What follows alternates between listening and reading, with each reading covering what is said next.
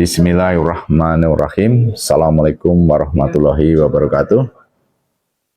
Perkenalkan, nama saya Sugiyarto, Kepala SMP Negeri 69 Jakarta. CGP menurut saya itu sangat bagus, program-programnya sangat bermanfaat bagi sekolah. Salah satunya adalah budaya positif. Budaya positif yang dikembangkan, yang dilakukan oleh CGP itu sangat bermanfaat bagi sekolah kami. Apabila budaya positif ini terus dikembangkan dan semua secara masif melakukan, maka sekolah itu akan menjadi luar biasa. Dan sekali lagi saya sangat mendukung program-program yang dilakukan oleh kementerian. Salah satunya adalah budaya positif, ini sangat bermanfaat bagi sekolah. Berhubungan dengan sekolah kami, dengan kehadiran CGP, saya sangat mendukung dengan kegiatan-kegiatan yang dilakukan, dan budaya positif ini sangat diperlukan di sekolah kami. Mudah-mudahan ke depan ini bisa membudaya di sekolah kami, sehingga menjadi kebiasaan-kebiasaan yang luar biasa. Akibatnya sekolah akan menjadi lebih baik. Hanya itu yang bisa saya sampaikan. Assalamualaikum warahmatullahi wabarakatuh.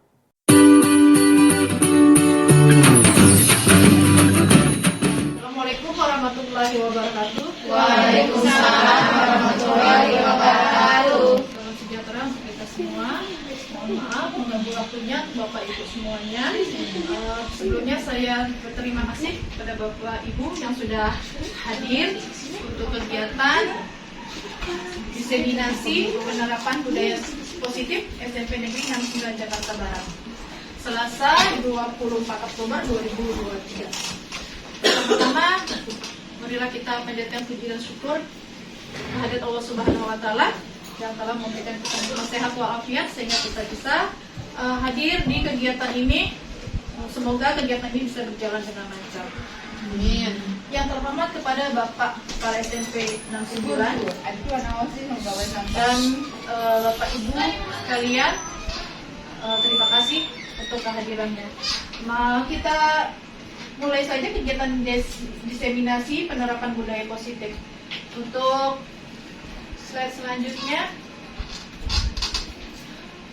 kesepakatan selama diseminasi berlangsung, apa yang akan kita sepakati Bapak Ibu. Mungkin ada masukan dari Bapak Ibu semuanya, bisa nanti dibuka linknya di Kebas.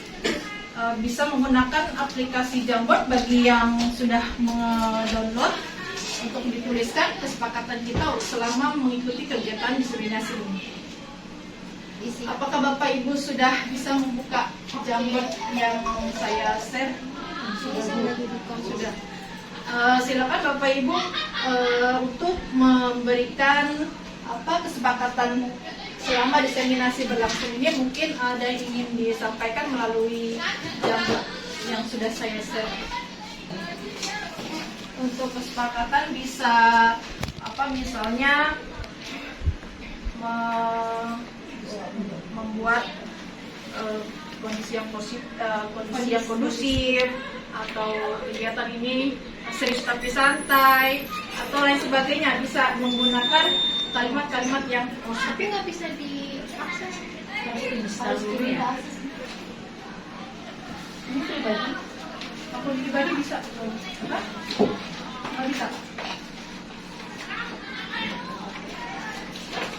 Lakukan dalam kegiatan diseminasi. Ditulis nih. Iya.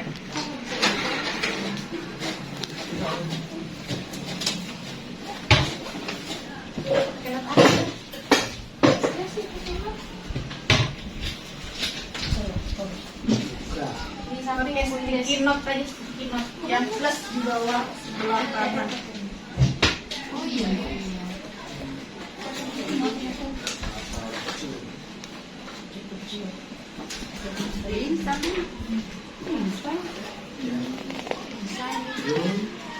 Kalau yang belum menginstal bisa menginstal dulu.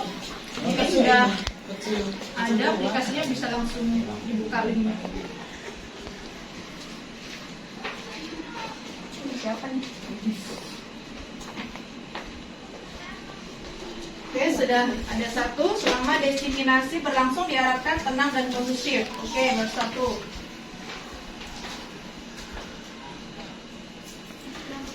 Bu Indah atau Bu Sujana bisa mengaksesnya? Bisa nih. Oh. Sudah.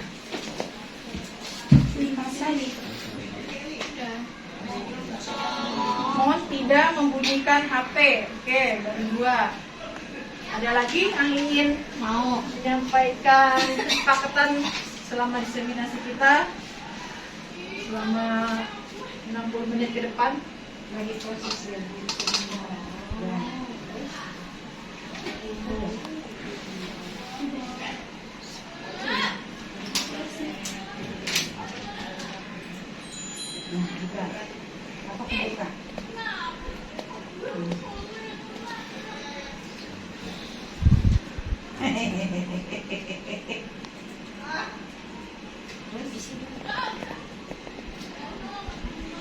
Oke, yang ketiga, selama diseminasi berlangsung bisa mengajukan pertanyaan terkait materi yang disampaikan. Baik, ada lagi yang ingin disampaikan?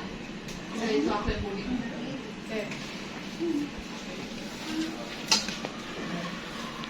Ada lagi Bapak Ibu?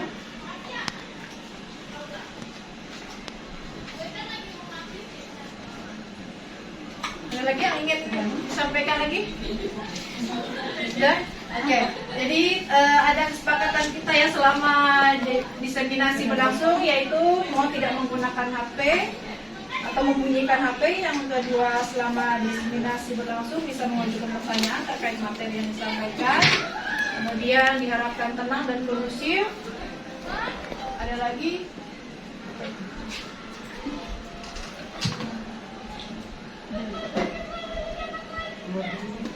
Oke. Baik, ini kesepakatan kita untuk kegiatan diseminasi ini. Oke, selanjutnya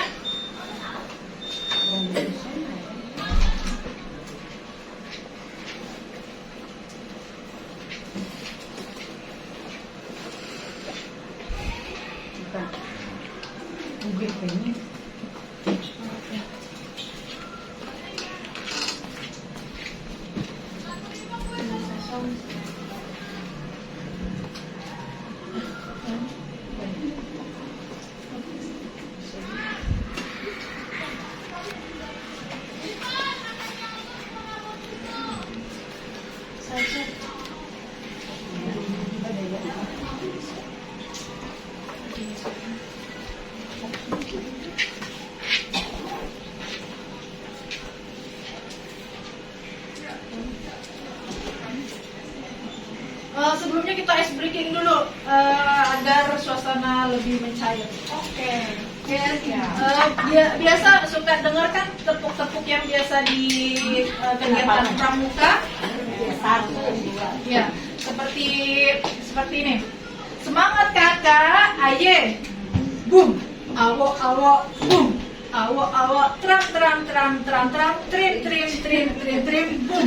Awo awo, boom, awo awo, ding ding mbak, ding ding mbak, mbak. Orang-orang ya Bapak Ibu ya. Ya. Atau 2, 3. Boom. Awo awo, boom. Awo awo, tram tram tram tram tram, trim trim trim trim trim, boom. Awo awo, boom. Awo awo, ding ding mbak, ding ding mbak, mbak. Selanjutnya, kegiatan selanjutnya yaitu saya mulai ke materi untuk teori kontrol dari Dr. William Glasser.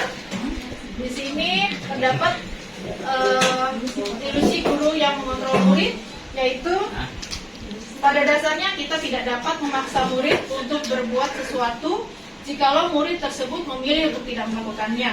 Walaupun tampaknya guru sedang mengontrol perilaku murid, hal demikian terjadi karena murid sedang mengizinkan dirinya dikontrol. Saat itu bentuk kontrol guru menjadi kebutuhan dasar yang dipilih murid tersebut.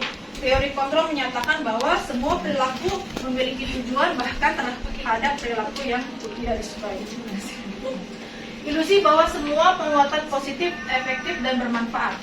Penguatan ini positif atau bujukan adalah bentuk-bentuk kontrol segala usaha untuk mempengaruhi murid agar mengulangi suatu perilaku tertentu adalah suatu usaha untuk mengontrol murid tersebut. Dalam jangka waktu tertentu, kemungkinan murid tersebut akan menyadarinya dan mencoba untuk menolak bujukan kita, atau bisa jadi murid tersebut menjadi tergantung pada pendapat sang guru untuk berusaha. Materi selanjutnya itu ilusi bahwa kritik dan membuat orang merasa bersalah dapat menguatkan karakter. Menggunakan kritik dan rasa bersalah untuk mengontrol murid menuju pada identitas gagal. Mereka belajar untuk merasa buruk tentang diri mereka. Mereka mengembangkan dialog diri yang negatif. Kadang-kala sulit bagi guru untuk mengidentifikasi bahwa mereka sedang melakukan perilaku ini, karena seringkali guru cukup menggunakan suara halus untuk menyampaikan pesan. Ilusi bahwa orang dewasa memiliki hak untuk memaksa. Banyak orang dewasa yang percaya bahwa mereka memiliki tanggung jawab untuk membuat murid-murid berbuat hal-hal tertentu. Apapun yang dilakukan dapat diterima selama ada sebuah kemajuan berdasarkan sebuah pengukuran kinerja. Pada saat itu pula, orang dewasa akan menyadari bahwa perilaku memaksa tidak akan efektif untuk jangka waktu panjang, dan sebuah hubungan permusuhan akan terjadi. Di sini terdapat disiplin positif, yang disiplin sendiri itu artinya adalah suatu cara penerapan disiplin yang bertujuan untuk menumbuhkan kesadaran dan memberdayakan siswa tanpa imbalan penghargaan, ancaman, atau hukuman. Sebagai guru, tugas kita adalah menciptakan siswa yang memiliki disiplin diri sehingga mereka berperilaku dengan mengacu pada nilai-nilai kebajikan. Nilai-nilai kebajikan yang universal dan memiliki motivasi intrinsik dalam perubahan perilaku ke arah yang lebih baik. Yang kedua, di sini adalah kutipan dari Bapak Ki Hajar Dewantara, bahwa di mana ada kemerdekaan, disitulah harus ada disiplin yang kuat. Sungguh pun disiplin itu bersifat self-disiplin, yaitu kita sendiri yang mewajibkan kita dengan sekeras-kerasnya, tetapi itu sama saja. Sebab jikalau kita tidak cakap melakukan self-disiplin, wajiblah penguasa lain mendisiplinkan diri kita. Dan peraturan demikian itulah harus ada di dalam suasana yang merdeka. Kemudian untuk menerapkan budaya positif itu harus mengacu kepada nilai-nilai kebajikan. Nilai-nilai kebajikan itu adalah nilai yang disepakati bersama, lepas dari suku bangsa, agama, bahasa, maupun latar belakangnya. Adapun nilai-nilai kebajikan adalah sifat-sifat positif manusia yang merupakan tujuan mulia yang ingin dicapai setiap individu, seperti yang telah dikemukakan oleh Dr. William Glasser pada teori kontrolnya, menyatakan bahwa setiap perbuatan memiliki suatu tujuan. Dan selanjutnya Diana Gosen juga mengemukakan bahwa dengan mengaitkan nilai-nilai kebajikan yang diyakini seseorang, maka motivasi intrinsiknya akan terbangun, sehingga menggerakkan motivasi dari dalam untuk dapat mencapai tujuan mulia yang diinginkan. Yang dipaparkan di sini terdapat 3, yaitu ada nilai-nilai kebajikan yang disepakati, yaitu profil pelajar Pancasila, yang isinya beriman dan bertakwa pada Tuhan Yang Maha Esa dan berakhlak mulia, berkebinekaan global, gotong royong, mandiri, kreatif, dan bernalar kritis. Adapun untuk keterampilan hidup, yaitu atau life skill, dapat dipercaya, lurus hati, mendengar yang aktif, tidak merendahkan orang lain, dan memberikan yang terbaik dari diri. Adapun IBO, Primary Leaders Program atau PYP, toleransi, rasa hormat, integritas, mandiri, menghargai, antusias, empati, keingintahuan, kreativitas, kerjasama, percaya diri, dan komitmen. Demikian yang dipaparkan ini adalah merupakan nilai-nilai kebajikan yang disepakati bersama secara universal. Kemudian menurut Diana Gosen dalam bukunya Instruction School, disiplin menyatakan ada 3 motivasi perilaku manusia. Motivasi perilaku manusia yang sifatnya ekstrinsik, yaitu untuk menghindari ketidaknyamanan atau hukuman, untuk mendapatkan imbalan atau penghargaan dari orang lain. Sedangkan motivasi intrinsik, yaitu untuk menjadi orang yang mereka inginkan dan menghargai diri sendiri dengan nilai-nilai yang mereka percaya. Kemudian tujuan dari disiplin positif adalah menanamkan motivasi yang ketiga, ya, yang ketiga yaitu motivasi intrinsik, yaitu untuk menjadi orang yang mereka inginkan dan menghargai diri sendiri dengan nilai-nilai yang mereka percaya. Jadi ini adalah tujuan kita, yaitu untuk menerapkan pada siswa agar mereka memiliki motivasi dari dalam diri. Kemudian apa itu hukuman dan apa itu konsekuensi, dan yang ketiga apa itu restitusi. Di dalam paparan ini disebutkan hukuman itu adalah sesuatu yang menyakitkan, itu harus terjadi.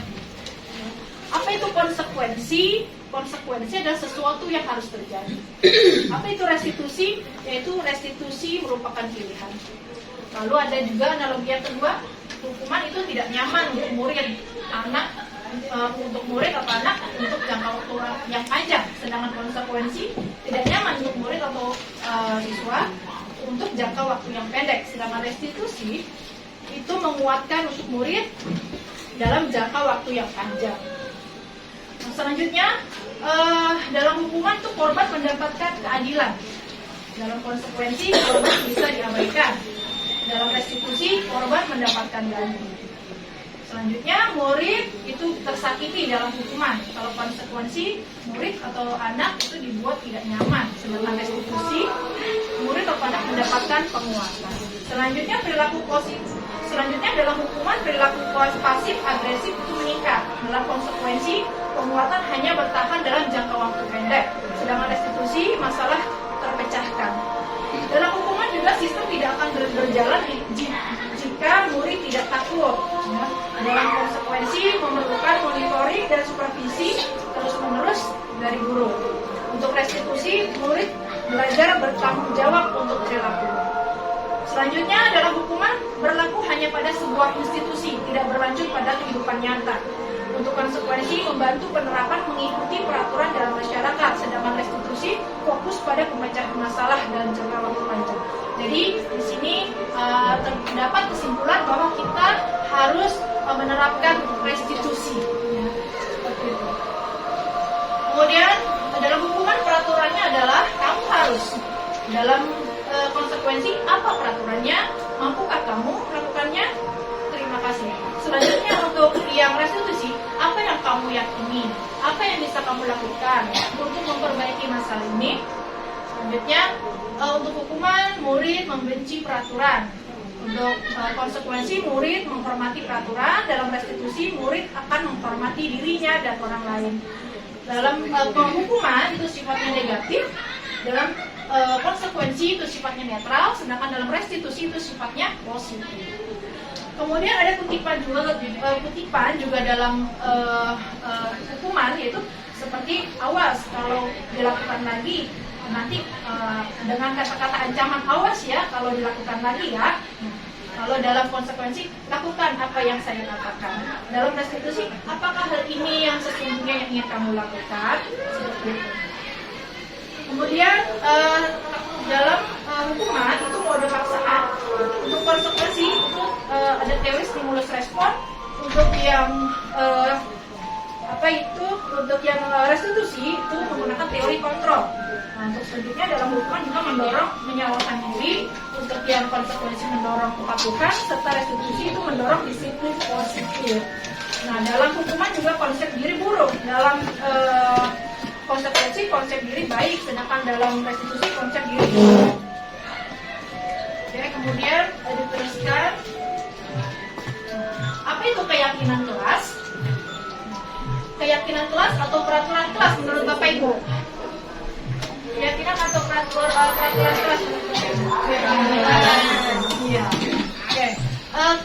Pembentukan keyakinan kelas atau keyakinan kelas itu sifatnya lebih abstrak daripada peraturan yang lebih rinci dan konkret. Keyakinan kelas berupa pernyataan universal. Pernyataan keyakinan kelas senantiasa dibuat dalam bentuk positif. Keyakinan kelas hendaknya tidak terlalu banyak sehingga mudah diingat dan dipahami oleh semua warga kelas. Keyakinan kelas sebaiknya sesuatu yang dapat diterapkan di lingkungan tersebut. Semua warga kelas hendaknya ikut berkontribusi dalam pembuatan keyakinan kelas lewat kegiatan olah pendapat. Kemudian kembali keyakinan kelas dari waktu ke waktu. Untuk peraturan itu selalu misalnya, ya, selalu kembalikan buku kalau di dalam keyakinan kelas bisa dipilihkan dengan kata lain atau kalimat yang lain, misalnya seperti apa? Tujuan daripada selalu kembalikan tugas ke tempatnya. Mungkin tujuan daripada peraturan ini seperti apa? Terus yang kedua, dilarang mengganggu orang lain. Apa kalau disebutkan dalam keyakinan kelas? Misalnya, mungkin Bapak Ibu ada ide yang bisa disampaikan terkait peraturan dan keyakinan kelas ini. Misalnya bersikap baik dengan orang lain, ya bisa dalam keyakinan kelas. Kemudian apalagi bisa dilarang melakukan kekerasan, dengan istilah yang lain mungkin bisa disampaikan menurut keyakinan kelasnya dengan kata lain seperti apa? Dilarang melakukan kekerasan, misalnya saling menghargai. Misalnya yang lainnya lagi bergantian atau menunggu giliran, dalam keyakinan kelas bisa diistilahkan dengan kata yang lain, misalnya adalah ketertiban, seperti itu. Misalnya gunakan masker yang tujuannya kan untuk kesehatan, misalnya jagalah kesehatan, misalnya seperti itu. Kemudian jangan berlari di kelas atau koridor, dengan istilah dalam keyakinan kelas bisa digunakan misalnya hati-hati dalam berjalan atau hati-hati dalam berlaku atau bersikap di kelas, seperti itu bisa disampaikan dalam keyakinan kelas. Terdapat kebutuhan dasar manusia dan dunia yang berkualitas. Nah, di sini kebutuhan dasar manusia apa saja sih Bapak Ibu? Mungkin bisa meraba-raba dari kata-kata huruf yang lengkap di sini. Ada kebutuhan dasar kesenangan. Kemudian yang kedua kasih sayang. Iya, cinta dan kasih sayang. Yang ketiga kebebasan. Nah, yang keempat bisa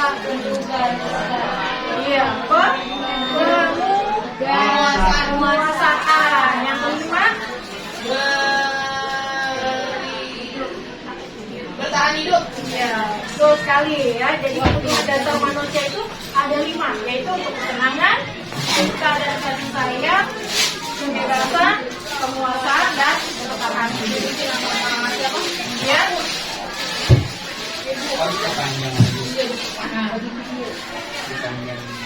Kemudian terdapat 5 posisi kontrol, ya, yaitu posisi kontrol sebagai penghukum, ada posisi kontrol sebagai pembuat orang merasa bersalah, ada posisi kontrol sebagai teman, sebagai pemantau, dan sebagai manajer.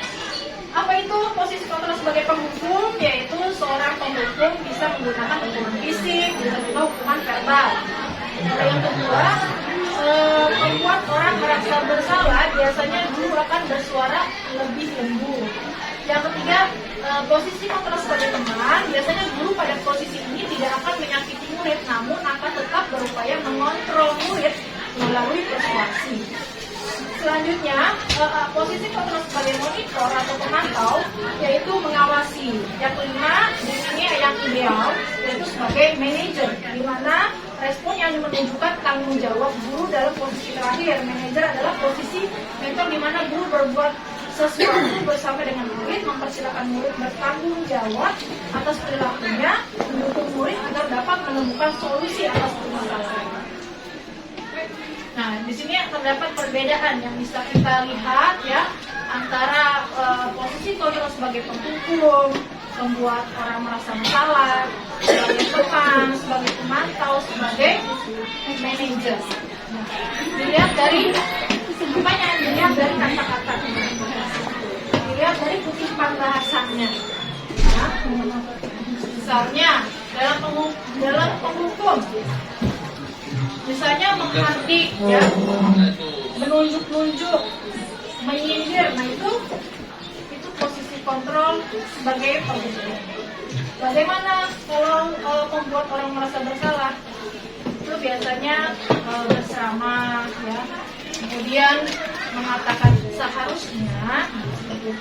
Posisi sebagai teman, membuatkan alasan-alasan untuk untuk muridnya. Kemudian untuk sebagai pemantau, yaitu menghitung dan menghitung. Sebagai manajer, yaitu mengajukan pertanyaan-pertanyaan. Oke.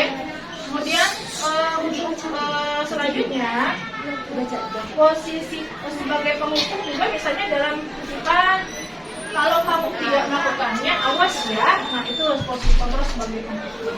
Kemudian kalau membuat orang bersalah, kamu seharusnya sudah tahu ibu lelah sekali mengatakannya. Ibu stres, nah itu tipe membuat orang merasa bersalah. Kalau posisi sebagai teman, ayolah lakukan demi ibu ya, gitu, seperti itu. Masa kamu tidak mau? Ingat tidak, ibu pernah bantu. Kemudian kalau pemantau, apa peraturannya?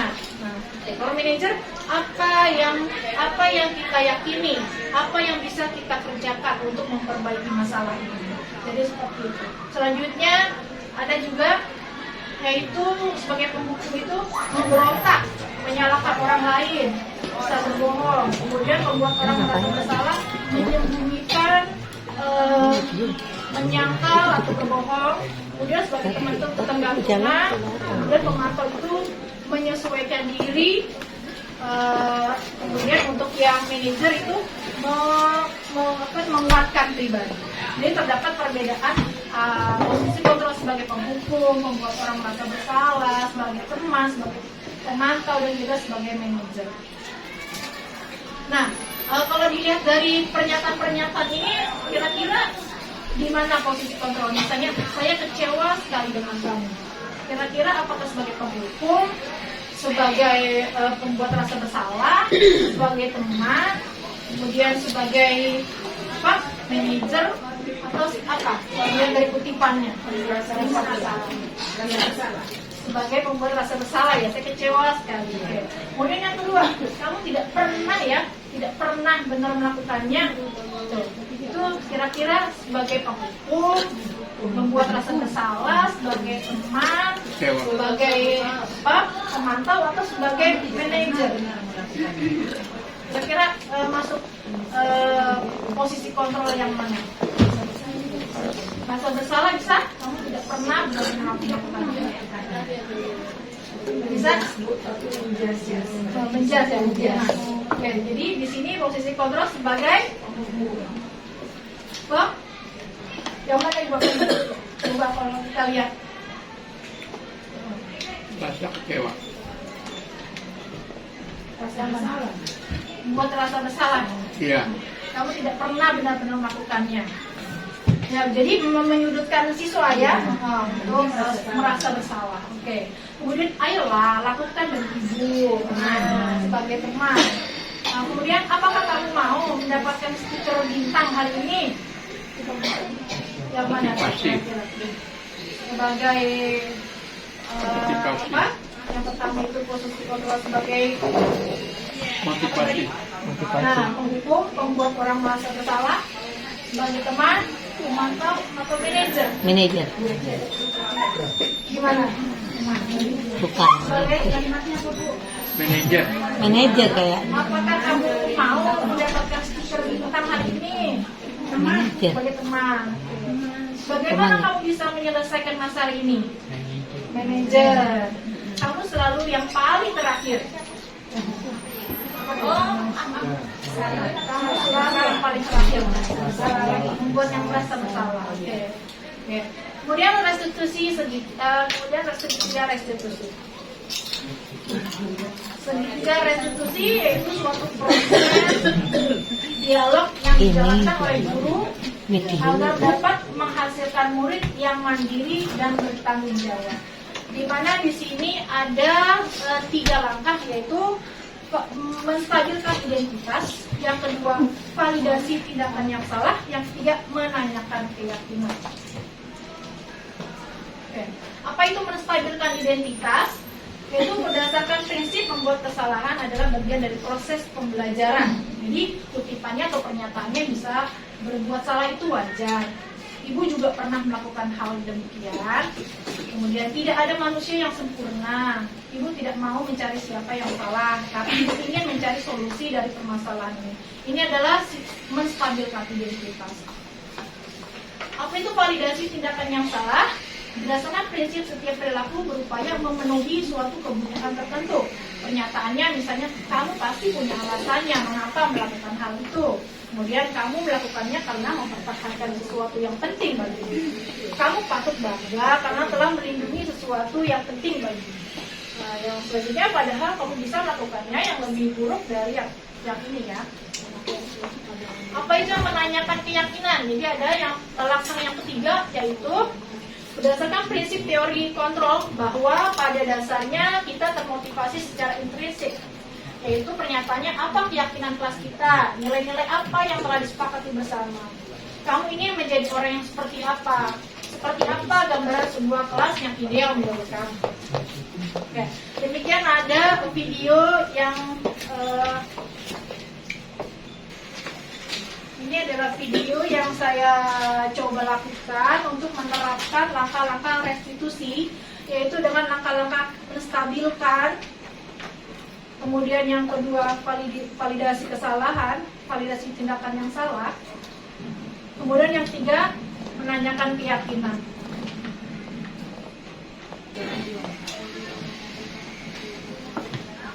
Nah, ini adalah menanyakan keyakinan.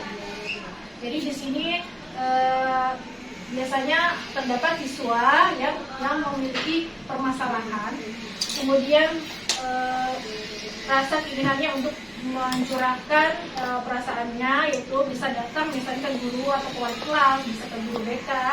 Kemudian di sini posisi guru harus yang idealnya sebagai manajer,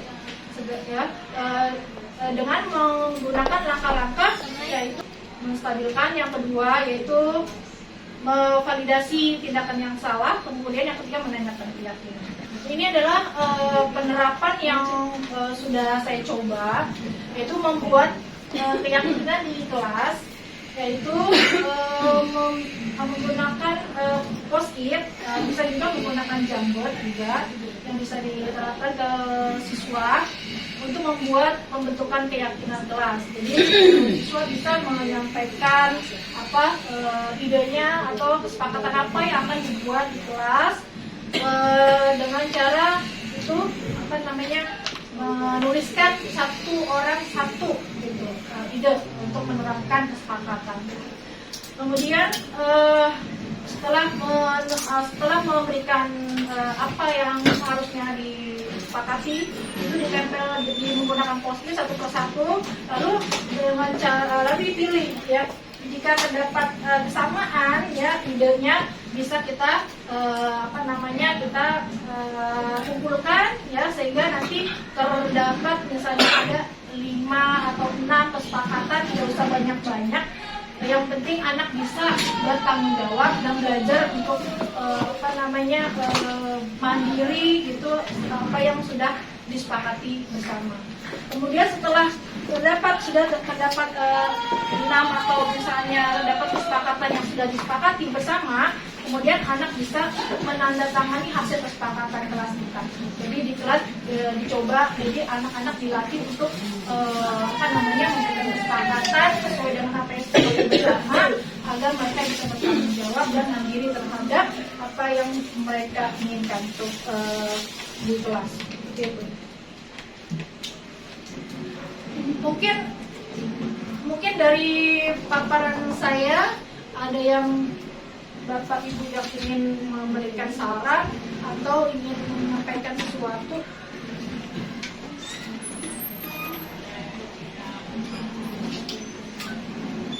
Pak Imam. Ada yang mungkin ada yang disampaikan Ayo Pak Imam. Ya Pak, mau tanya aja. Ini kan keyakinan di kelas ya. Iya, Berarti keyakinan kelas itu dulu ada wali kelas, lalu ke depannya akan bagaimana kelas itu gitu kan. Bagaimana sikap guru jika di dalam kelas tersebut tidak menyepakati keyakinan dan sebagainya itu? Jadi di sini membuat kesepakatan bukan hanya dengan wali kelas, bisa juga kita terapkan kepada siswa dengan guru yang sendiri. Selama pelajaran bidang studi itu berlangsung. Dan memang kita harus menerapkan nilai-nilai kebajikan yang harus kita jadi acuan gitu. Nilai-nilai kebajikan yaitu yang misalnya tentang menghormati, sopan santun, tanggung jawab, mandiri. Jadi acuannya itu. Jadi kita supaya mengarahkan siswa untuk memiliki keyakinan seperti itu. Misalnya ketika siswa tersebut meyakini kalau mereka itu harus menggunakan masker, nah mereka pasti yakin kalau tujuannya adalah untuk kesehatan. Jadi sehingga keyakinan itu sangat penting sesuai dengan apa yang mereka yakini, dan mudah-mudahan ke depannya mereka bisa menerapkan karena kesepakatan itu adalah menurut keyakinan mereka seperti itu. Jadi misalnya contoh yang lain, kenapa sih kita mesti pakai helm? Seperti itu. Nah, itu tujuannya untuk keselamatan. Jadi kita harus memberikan atau mengarahkan mereka keyakinannya berarti untuk keselamatan. Mereka mudah-mudahan memahami, oh dengan keyakinan untuk keselamatan mereka akan menerapkannya dalam budaya positif di sekolah kita. Seperti itu Ibu. Berarti sebelumnya kita harus memberikan pemahaman dahulu. Ya, kita memberikan konsep dulu. Yang positif, misalkan apapun si anak dengan terus kesadaran akan Jadi kita harus memberikan konsep terlebih dahulu. keberatan. Seperti itu yang bisa saya sampaikan. Mungkin ada yang memilih memberikan atau meluruskan atau mungkin memberikan masukan yang lain. Ya, Bapak. Bu, tapi yang masih ada kaitannya dengan yang dengan kesepakatan kelas. Saya tadi menanyakan bahwa jika ternyata di dalam kelas itu ada yang melanggar kesepakatan, mungkin bisa nggak Bu kalau misalnya itu kemudian nanti ada 3 restitusi, kemudian diselesaikan oleh guru. Diselesaikan melalui langkah-langkah segitiga restitusi. Ya, sebaiknya memang kita harus menerapkan langkah-langkah segitiga restitusi, yaitu menstabilkan suasana, yang kedua adalah memvalidasi tindakan yang salah, yang ketiga adalah menanyakan keyakinan. Jadi kita harus menerapkan langkah-langkah tersebut. Jadi ketiganya harus kita terapkan. Nah, jadi kita bisa seperti apa? Misalnya kita bisa berkolaborasi dengan misalnya guru bidang studi, gitu ya, untuk bisa mengarahkan siswa. Atau mungkin kita sendiri yang mau menghadapi atau berusaha untuk mengajak siswa bagaimana ya, mengarahkan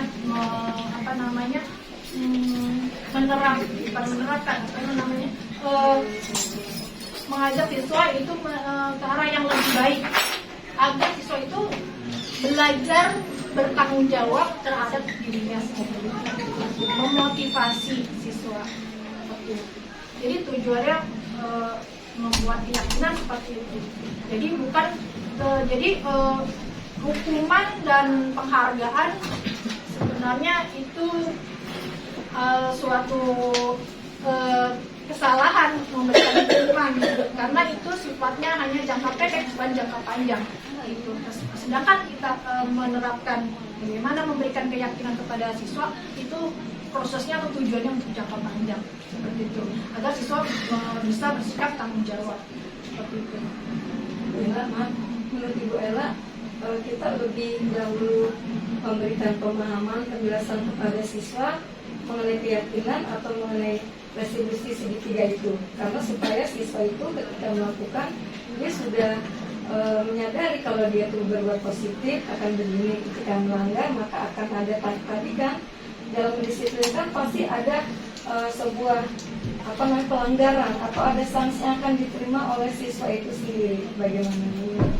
Iya, memang pada dasarnya kita harus memberikan konsep terlebih dahulu kepada siswa ya, agar terbentuk keyakinan pada diri siswa itu, agar bersikap nanti siswa ke depannya menjadi manusia yang bertanggung jawab, menjadi manusia yang mandiri gitu ya, tidak tergantung ya atau merasa dikontrol gitu oleh guru.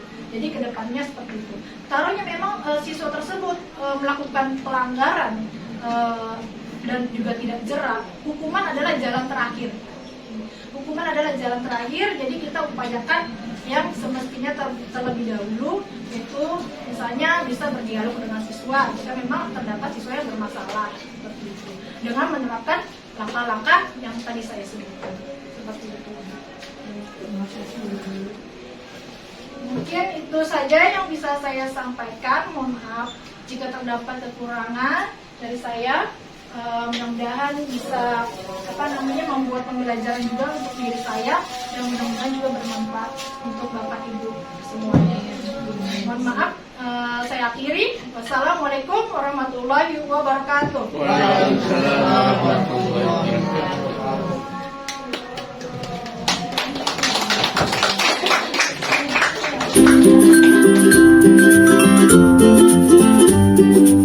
Assalamualaikum warahmatullahi wabarakatuh. Selamat yang ini semuanya. Alhamdulillahirobbilalamin, semua dalam keadaan baik. Semoga kita semua mendapatkan perlindungan dari Allah Subhanahu wa taala. Amin amin ya Rabbal alamin. Apakah kalian tahu tujuan daripada peraturan bagi pengendara untuk memakai helm? Agar tidak terjadi kecelakaan atau untuk menjaga keselamatan. Dan dari sisi lain, apakah kalian tahu tujuan kalian memakai masker? Tujuannya untuk apa? Agar terhindar dari polusi, terhindar dari virus, atau untuk menjaga kesehatan. Nah, begitu juga halnya ketika kita menerapkan atau membuat kesepakatan atau keyakinan kelas kita begitu ya. Jadi kita harus mengetahui tujuan daripada kesepakatan atau keyakinan yang kita buat. Agar apa? Agar kalian itu setelah melakukan keyakinan atau membuat keyakinan, maka kalian itu akan melakukan tindakan ya sesuai dengan keyakinan kelas kita ya. Jadi keyakinan dibuat untuk dilaksanakan ya. Apakah kalian setuju untuk membuat kesepakatan di kelas kita? Setuju. Kita akan membuat kesepakatan kelas kita ya. Tujuannya adalah menjadikan kalian menjadi siswa yang bertanggung jawab, mandiri dan memiliki tindakan yang lebih baik lagi untuk kalian bisa memperbaiki diri ke depannya. Yaitu seperti apa keyakinan kelas kita? Itu kalian nanti membuat keyakinan atau satu kesepakatan yang bisa kalian sampaikan agar kalian itu nanti satu orang itu menempelkan satu kertas post-it yang akan kalian tulis lalu ditempelkan ke kertas kapot atau nanti ke papan tulis ya. Jadi untuk masa depan kita yang lebih baik, baiknya kalian itu yuk kita mulai dari sekarang ya membuat kesepakatan kelas untuk bisa menjadikan kelas kita yang lebih baik dan produktif. Ya, dalam membuat kesepakatan atau keyakinan kelas itu kalian membuat dengan kalimat yang positif bukan kalimat negatif. Jadi kalian itu jangan sampai keliru ya antara peraturan dengan keyakinan kelas. Ya, jadi kalian itu harus menggunakan kalimat yang positif.